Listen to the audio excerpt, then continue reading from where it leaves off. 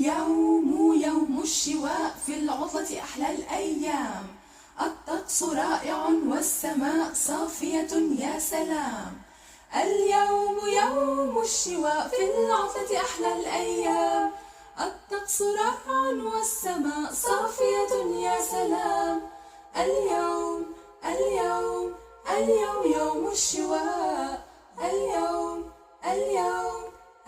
يوم الشواء. استيقظت منذ الصباح قبل الديك عالي الصياح، يبدو أني لست الأخير من يستيقظ